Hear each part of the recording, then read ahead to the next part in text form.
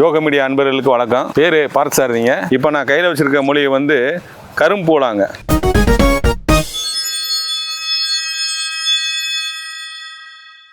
பூலாலே வந்து வெண்பூலா கரும்பூலா ரெண்டு வகை இருக்குது.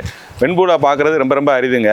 இந்த கரும்பூலாங்களை நீங்கள் கிராமத்தில் எங்கே வேணாலும் பார்த்துக்கலாம். வயல் ஓரமாக வரப்போரமாக ரோடுகளில் வளர்ந்து புதர்ச்செடி மாதிரி மண்டி கிடக்குங்க. அவனுடைய இலைகள் அமைப்பு இப்படி தான் இருக்கும். அவனுடைய பழங்கள் இந்த மாதிரி தாங்க இருக்கும். கரும்பூலாம் பழம் இதாங்க. இந்த பழத்துக்கு என்னன்னு கேட்டிங்கன்னா பெருமிதமான சக்தி. உள்ளுக்குள்ளே சாப்பிடும்போது ஏகப்பட்ட நியூட்ரியன்ஸ், விட்டமின்ஸ், மினரல்ஸ், கால்சியம் நிறைய பொருட்கள் இதுக்குள்ள அடங்கி இருக்கனால இந்த பழங்கள் கிடைக்கும் போது பிடிங்கி சின்ன குழந்தைகள் முதல் கொண்டு பெரியவர் வரைக்கும் எல்லாருமே சாப்பிடலாங்க.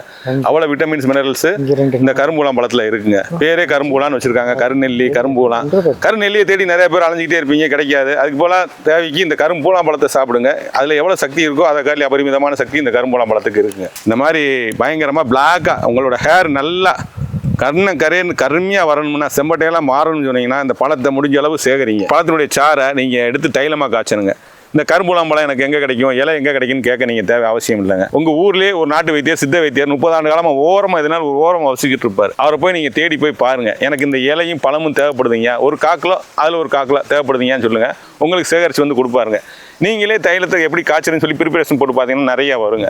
இந்த இலைகளை எடுத்து ஆஞ்சி நல்லா கெட்டி சட்னி மாதிரி எடுத்துக்கிற வேண்டியது. இந்த பழங்களை தேவையானாலும் எவ்வளோக்கு எடுக்க முடியுமோ அந்த பழங்களை அதிகமாக பயன்படுத்துங்க. தைலத்துக்கு பயன்படுத்தி தைல முறையில் காய்ச்சி உங்கள் கேசத்துக்கு தடவிவாங்க. தலைமுடி நல்லா நீண்டு அடர்த்தி கருமையாக முடி கொட்டாமல் நல்ல சைனிங்கோட வளருங்க. முடி வளர்ச்சிக்கு ரொம்ப அற்புதமான மொழியை அந்த கரும்பூலாம் பழங்க பயன்படுங்க.